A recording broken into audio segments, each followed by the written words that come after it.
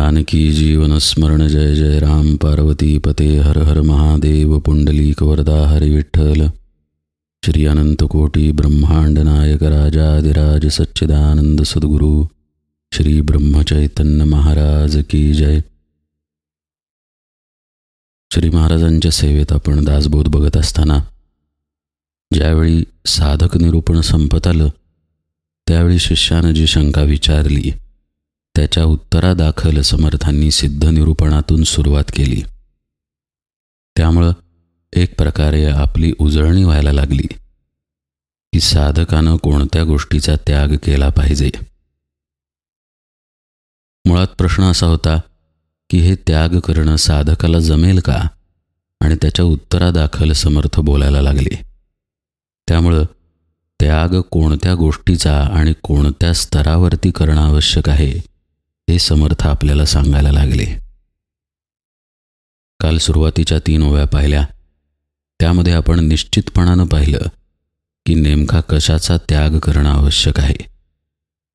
अनमार्गाचा किंवा कुबुद्धीचा त्याग समर्थांनी आपल्याला सांगितला। एक गोष्ट लक्षात घ्या, स्थूलामधील कोणताही त्याग समर्थांना अपेक्षित नाही। समर्थांना आतून घडलेला त्याग अपेक्षित आहे। श्री महाराजांच्या भाषेत सांगायचं झाल्यास प्रपंच बाधत नाही, प्रपंचातली आसक्ती बाधते। आपला देह, आपले नातेवाईक बाधत नाहीत, त्यांच्यावरची आसक्ती आपल्याला बाधते। त्या आसक्तीचाच त्याग समर्थ आपल्याला सांगतायत। आता 4थ्या ओळीपासून समर्थ काय म्हणतायत पहा। प्रपंची वीट मानिला, मने विषय त्याग केला, तरीच पुढे अवलंबिला परमार्थ मार्ग। त्याग घडे अभावाचा, त्याग घडे संशयाचा, त्याग घडे अज्ञानाचा शनै शनै। अतिशय मार्मिक उपदेश समर्थ करतायत।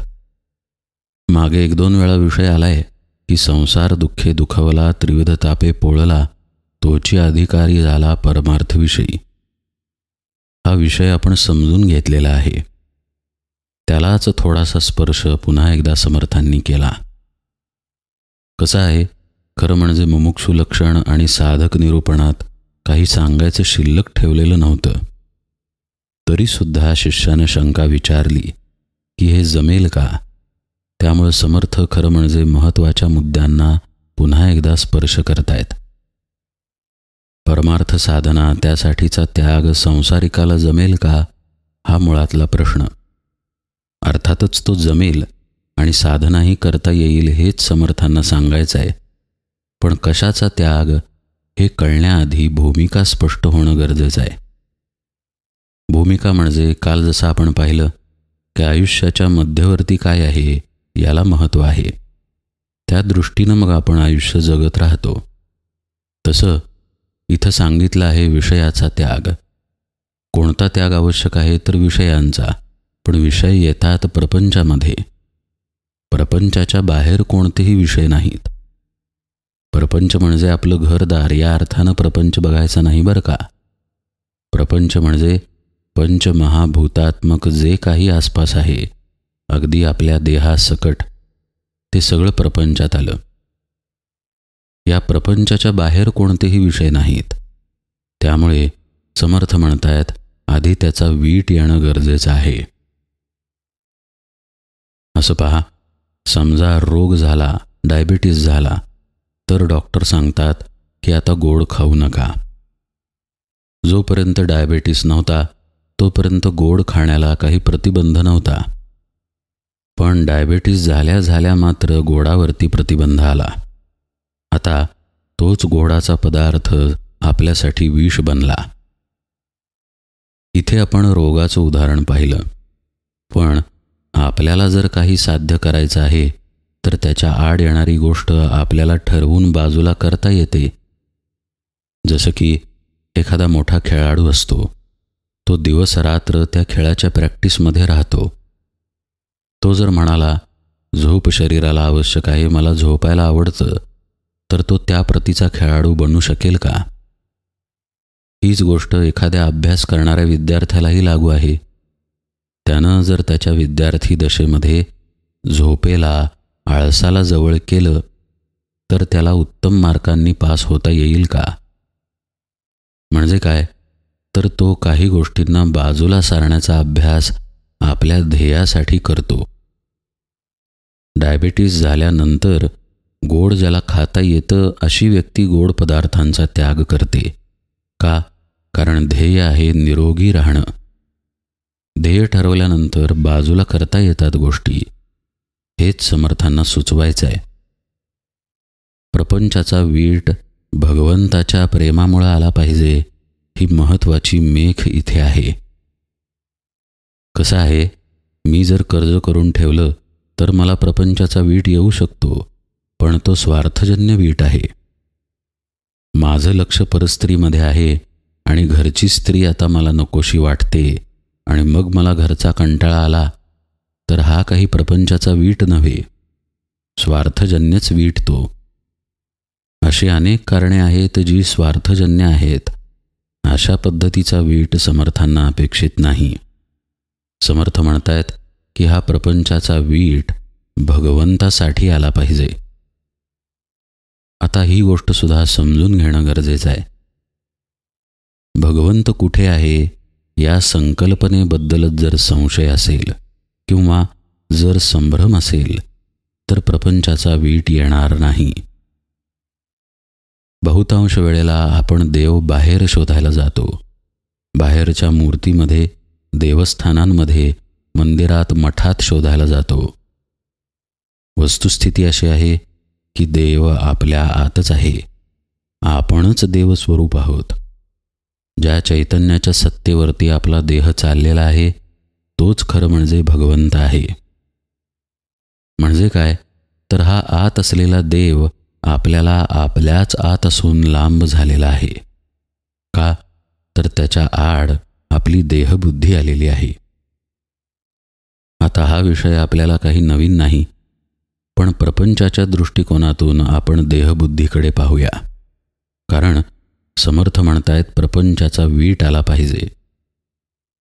पहिल्यांदा आपण आपलं घरदार, बायको, मुले, नोकरी, उद्योगधंदा इत्यादी अर्थानं प्रपंचाकडे पाहूया.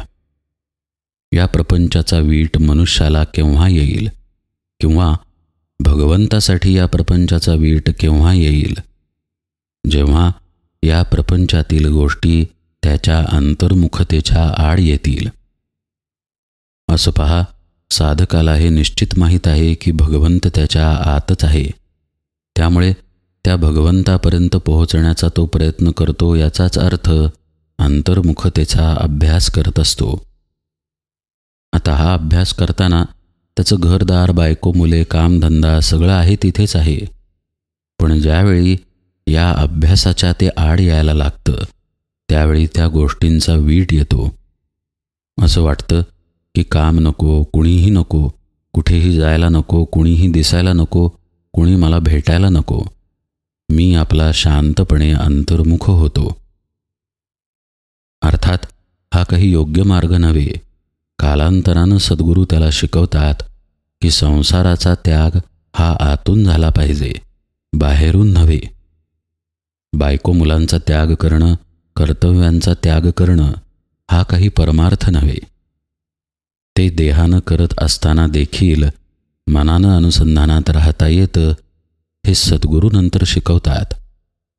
पण पहिल्यांदा त्याच्या ठिकाणी विरक्ती निर्माण होते की यातील मला काहीही नको, कारण हे माझ्या अंतर्मुखतेच्या आड येतंय.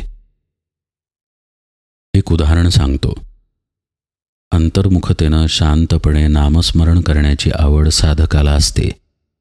आता कुटुंब आहे, कुटुंबामुळे काही देहसंबंध निर्माण झालेत, आप्तेष्ट आहेत. सगळ्यांचं मिळून बाहेर जेवायला जायचं ठरलं. बाहेर जेवायला जायच्या वेळी बाहेरचेच विषय, प्रापंचिक, सांसारिक, जगामधल्या घडामोडी, राजकारण, समाजकारण याबद्दलचे अनेक विषय बोलले जातात, ऐकले जातात.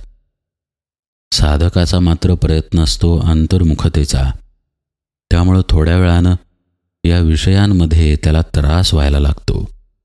त्याला असं वाटायला लागतं की नको ही बडबड, नको हा वेळेचा अपव्यय, त्यापेक्षा मी घरी थांबलो असतो तर शांत बसलो असतो. हे त्याचं वाटणं काही गैर नाही, कारण त्याची आवड अंतर्मुखतेच्या दिशेनं आहे. अशाच प्रसंगांमुळं अनेक पातळ्यांवरती त्याला प्रपंचाचा वीट यायला लागतो, कारण आत भगवंताची अंतर्मुखतेची आवड निर्माण झालेली असते. आता प्रपंचाचा आणखी सूक्ष्मातील अर्थ पाहू, आणि तो म्हणजे पंचभूतांशी संबंधित. आपला देह असो किंवा आपल्या वाट्याला आलेलं घरदार, सर्व काही संसार असो, हे अखिल ब्रह्मांड सुद्धा पंचमहाभूतांनी बनलेलं आहे. याचाच वीट साधकाला येतो. याचा अर्थ असा की या सगळ्यामध्ये तो भगवंत शोधतो, पण त्याला तो कुठे सापडत नाही. रामायणात मारुतीची एक गोष्ट सांगितली जाते की लंका जिंकून वगैरे रामचंद्र अयोध्येमध्ये परत आले. सीता रामचंद्रांना म्हणाली, अहो, मारुतीनं एवढी सेवा केली, त्याला तुम्ही काही बक्षीस दिलंच नाही. रामचंद्र फक्त गालात हसले. त्यांना मारुतीची प्रकृती माहीत होती. पण सीतेनं काय केलं, तिच्या गळ्यातील एक मौल्यवान हिऱ्याचा मण्यांचा हार मारुतीकडे फेकला. मारुतीनं तो झेलला आणि तो निघून गेला. दूर जाऊन त्यातलं प्रत्येक रत्न तो फोडून पाहायला लागला. हे बघून आश्चर्य वाटून सीता मारुतीरायांना म्हणाली, हे काय करताय तुम्ही? रत्न का फोडताय? मारुती म्हणाला, रत्न फोडून पाहतोय, त्यामध्ये राम आहे का? ही गोष्ट रूपकात्मक घ्या किंवा प्रत्यक्ष घडली या अर्थानं घ्या, गोष्टीचा अर्थ एकच आहे. मारुतीरायांना सगळीकडे राम पाहण्याची इच्छा होती. एका रामाशिवाय मारुतीरायांच्या ध्यानामध्ये, मनामध्ये अन्य काहीही नव्हतं. ही मौल्यवान रत्न फोडून बघण्याची जी कृती आहे, ती विरक्तीला, वैराग्याला, प्रपंचाचा जो वीट आहे त्याला दर्शवते. त्या प्रपंचामध्ये, या पंचमहाभूतामध्ये साधकाला रस नसतो. तो भगवंताचा केवळ शोध घेत राहतो. त्याच्यासाठी तो तळमळत असतो आणि म्हणून त्याला प्रपंचाचा वीट येतो. हा वीट येणं समर्थ म्हणतायत अत्यंत आवश्यक आहे, तर त्याग घडू शकेल. हा वीट जर अंतःकरणात असेल तर विषयांचा त्याग घडणार. म्हणून समर्थ म्हणतात, प्रपंची वीट मानिला, मने विषये त्याग केला. हा विषयाचा त्याग आपोआप घडून येतो जर प्रपंचाचा वीट वाटत असेल तर. तरीसुद्धा या त्यागासाठी अभ्यास करावा लागतो. संसारात राहत असताना, म्हणजेच जीवन जगत असताना, अनेक पद्धतींचे विकार आपल्याला येऊन स्पर्श करतात. कधी राग येईल, कधी कोणत्या गोष्टीबद्दलचा लोभ निर्माण होईल, कधी कामवासना उत्पन्न होईल, तर कधी कुणाबद्दल द्वेष, मत्सर हे सुद्धा उत्पन्न होईल. जोपर्यंत पूर्ण मनाचा लय होऊन सिद्धावस्था प्राप्त झालेली नाही, तोपर्यंत नेम नाही की कोणता विकार येऊन स्पर्श करील.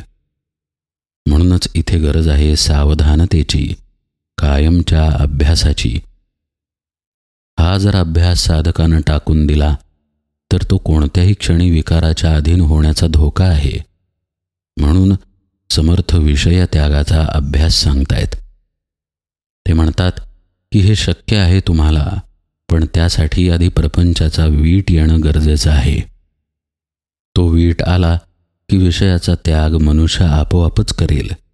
एकतर तो त्याच्याकडून घडेल, नाहीतर त्याच्यासाठी तो प्रयत्न करेल. आपण व्यवहारातले एक उदाहरण पाहूया. समजा एका मुलाला CA व्हायचं आहे. आता CA होण्यासाठी पुष्कळ अभ्यास करावा लागतो आणि अतिशय अवघड विषय असतात. आता या अभ्यासाच्या आड मित्रांबरोबर बाहेर फिरायला जाणे, बाहेर कुठेतरी उन्हाळक्या करणे हे अर्थातच आड येणार आहे. पण मित्र बोलवतात, त्यालाही जावंसं वाटतं, पण त्यानं अभ्यासासाठी त्या गोष्टींचा त्याग केलेला आहे. एखाद्याला जर अभ्यासाची आवडच असेल तर तिकडे त्याचं लक्षच जाणार नाही, तो मुळी बाहेर जाणारच नाही. पण पूर्णपणे जर अभ्यासामध्ये एखादा रमत नसेल तर प्रसंगी त्याला वाटू शकतं की आपण अभ्यास सोडून थोडंसं फिरायला जावं, मजा करावी. पण जर तो अंतरामध्ये सावध असेल, सावध कशाबद्दल? आपल्या ध्येयाबद्दल. CA व्हायचं आहे हे ते ध्येय. याबद्दल जर तो सावध असेल तर विवेकानं स्वतःला आवरेल आणि वाटत असूनही बाहेर उनाडक्या करायला जाणार नाही. घरात बसेल आणि अभ्यास करेल. तसंच साधकाच्या बाबतीत आहे. ध्येयनिश्चिती असेल तर साधक विषयाचा त्याग करेल. आणि तो सुद्धा समर्थांनी कसा सांगितलाय? मने विषय त्याग केला. मनानं त्याचा त्याग करायचा आहे. कारण शेवटी विषय ही अशी गोष्ट आहे जी देहाच्या संबंधित आहे. जोपर्यंत देह आहे तोपर्यंत विषय तिथे राहणारच. अतिरिक्त विषय आपण टाळू, जसं की बाहेर खायला जाणे, उगाचच फिरायला जाणे वगैरे वगैरे. पण देह आहे म्हटल्यानंतर त्याला तहान भूक येणारच. तहान लागल्यानंतर पाणी पिणे हे विषय सेवन आहेच. अन्न खाणे हेही विषय सेवनच आहे. अगदी व्यवहार जगत असताना मनात विचार करावाच लागतो. विचार न करता विजेचं बिल मी कसं भरणार? विचार न करता भाजी घरात कशी आणणार? विचार न करता स्वयंपाक शक्य आहे का? म्हणजे काय? मनाचा विषय जो विचार तोही आवश्यकच आहे. म्हणजे खरं पाहता देहधारी जो आहे त्याला संपूर्णपणे विषय त्याग करता येत नाही. म्हणून समर्थ शब्द योजतात, मने विषय त्याग केला. मनानं त्या विषयांमध्ये राहू नका. अन्न सेवन करा, पण आसक्तीरहित करा. मनानं त्यात गुंतू नका. विषय सेवन म्हणजे कुणाशी बोलणं, चालणं किंवा इतर अनेक गोष्टी येतील, पण त्या मनानं करू नका. मन त्यापासून बाजूला ठेवा. बाजूला म्हणजे कुठे? अर्थातच भगवत चिंतनामध्ये. कारण ती आपली ध्येयनिश्चिती झाली आणि त्या ध्येयनिश्चितीमुळेच प्रपंचाचा वीट मानला गेला. अशी ही साखळी आहे. एकामध्ये दुसऱ्या गोष्टीचं मूळ आहे आणि दुसऱ्या गोष्टीमध्ये तिसऱ्या गोष्टीचं मूळ आहे. प्रपंची वीट मानिला, मने विषय त्याग केला, तरीच पुढे अवलंबिला परमार्थ मार्ग. पहा, त्याग कोणता करायचा याच्या उत्तरादाखल समर्थ जे सांगतायत त्यामध्ये एक प्रकारे सर्व विषयांची उजळणी होती आहे. मग ते बद्ध लक्षण असो, मुमुक्षु लक्षण असो किंवा साधक लक्षण. पुढच्या ओळीत समर्थ काय म्हणतात पहा. त्याग घडे अभावाचा, त्याग घडे संशयाचा, त्याग घडे अज्ञानाचा शनै शनै. यातील शनै शनै ही गोष्ट अत्यंत महत्त्वाची आहे. हळूहळूच या गोष्टींचा त्याग घडतो. अभाव असेल, संशय असेल किंवा अज्ञान असेल. याचा अर्थ असा की हा अभाव म्हणजे भगवंताच्या ठिकाणी असलेला अभाव, एक प्रकारचा नास्तिकपणाच. आपण वरवर म्हणतो की भगवंत आहे, मी त्याला मानतो. पण गोंदवलेकर महाराज म्हणतात, आपलं जर वर्तन पाहिलं तर भगवंत आहे या भावातून घडलेलं वर्तन नसतं. महाराज म्हणतात, जर खरोखरच आपल्याला वाटलं की भगवंत आहे तर एकही वाईट विचार मनात येणार नाही, एकही गैरकृत्य हातून घडणार नाही. पण तसं 100% होतच असं नाही. असा हा आपला अभाव आहे. भगवंताच्या ठिकाणी संपूर्ण भाव नसणं, तिथं अभाव असणं किंवा संशय असणं आणि अर्थातच अज्ञान असणं हे खरं म्हणजे गृहीत आहे. हे जर नसेलच तर मनुष्य सिद्धच नाही का झाला. पण समर्थ म्हणतायत, साधक याचा हळूहळू त्याग करतो किंवा याचा हळूहळू त्याग घडत जातो. पहा, याचा संबंध सुद्धा मागच्या ओळीशी आहे. जर प्रपंचाचा वीट आला, मनानं विषय त्याग करण्याचा अभ्यास केला तर या गोष्टी हळूहळू घडत जातील. अभावाचा त्याग घडेल, संशयाचा त्याग घडेल आणि अर्थातच अज्ञानाचाही त्याग घडेल. भाव असणं म्हणजे खरं म्हणजे अस्तित्वामध्ये शुद्ध स्वरूपानं राहणं. पण हा अत्यंत उच्च पातळीवरचा अर्थ झाला. अस्तित्वभाव हाच खरा भाव आहे. पण साधकाकडं अभाव असतो याचा सूक्ष्मातील अर्थ असा की तो त्याच्या देहाला सत्यत्व देतो, त्याच्या प्रपंचाला, संसाराला सत्यत्व देतो.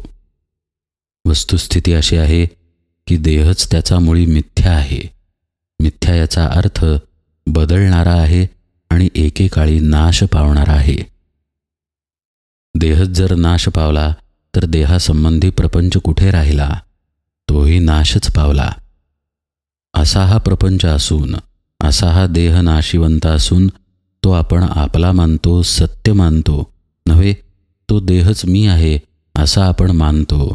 हा आपला खरं म्हणजे अभाव आहे.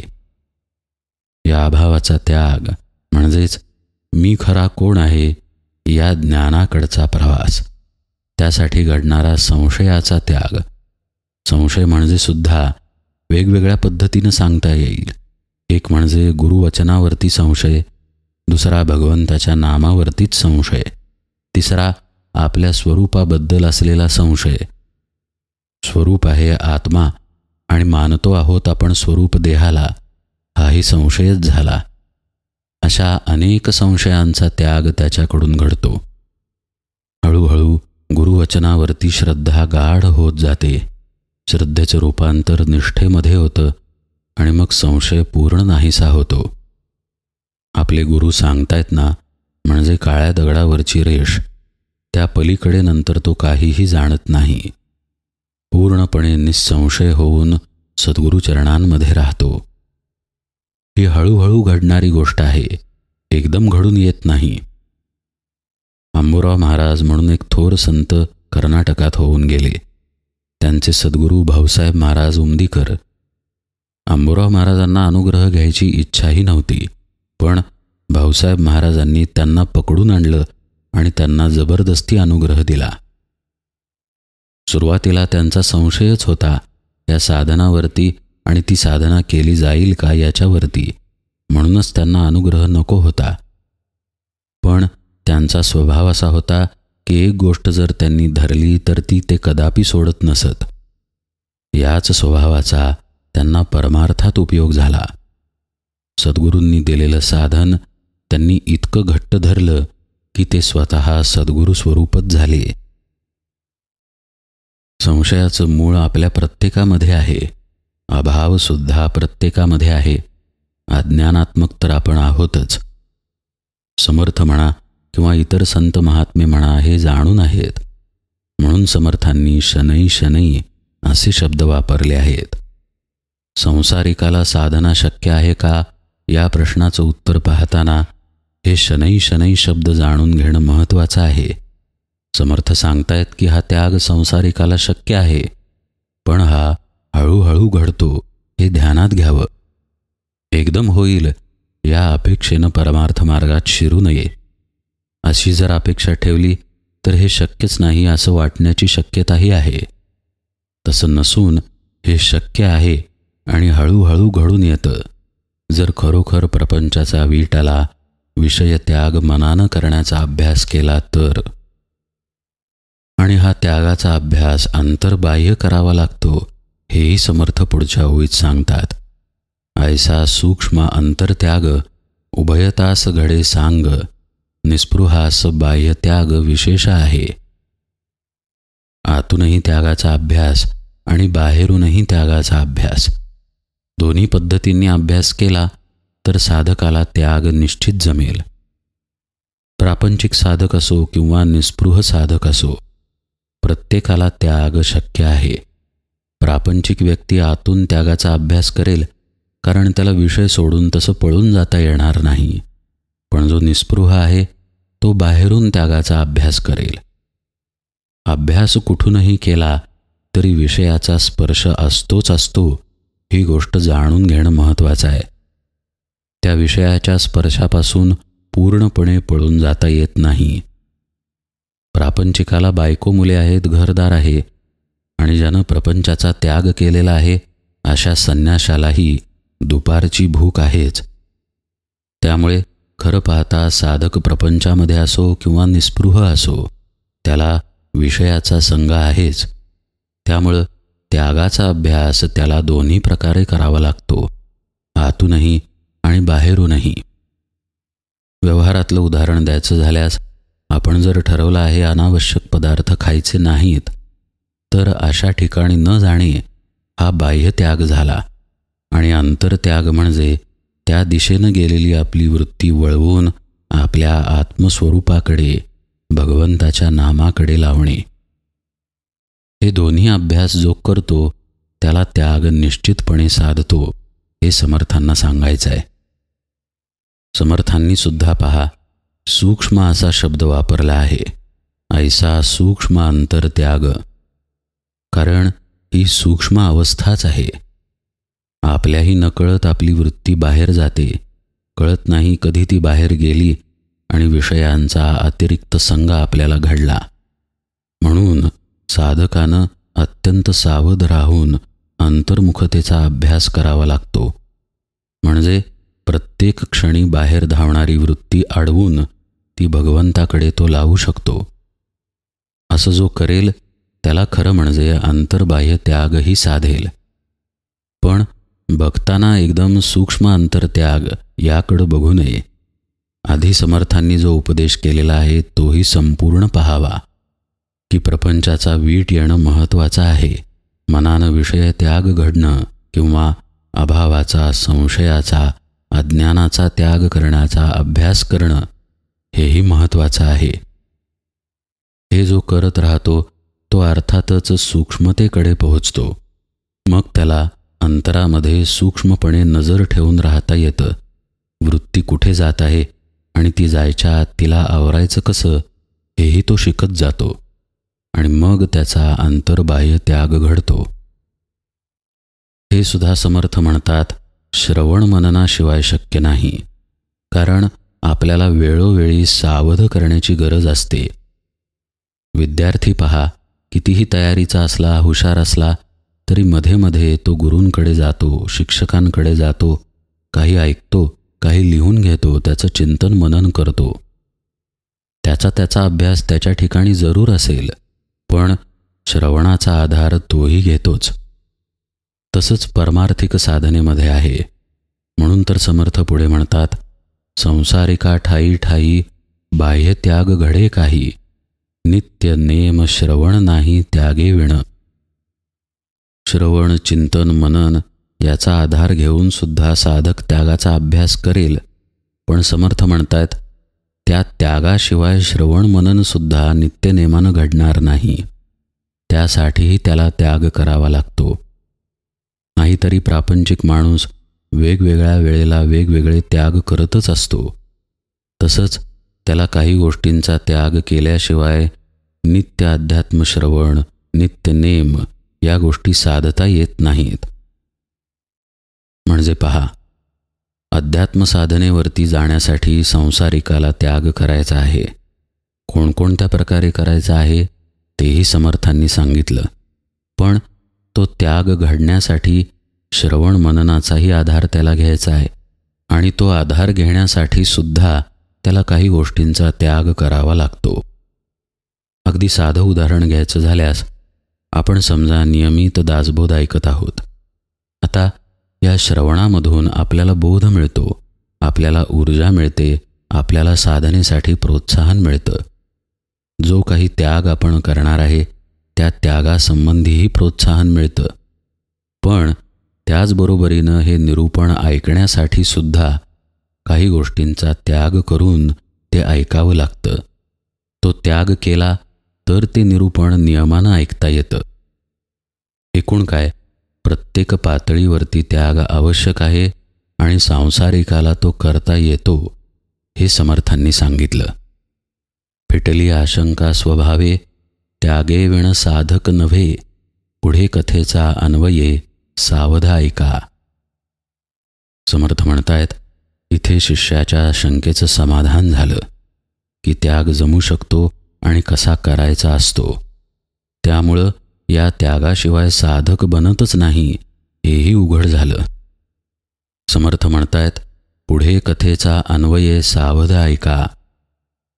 पुढचा विषय आता सावधपणे ऐका असं समर्थ सांगतायत. पुढे अर्थातच त्यांनी सिद्ध लक्षणं सांगितली आहेत. ती आपण आता यथावकाश पाहूया.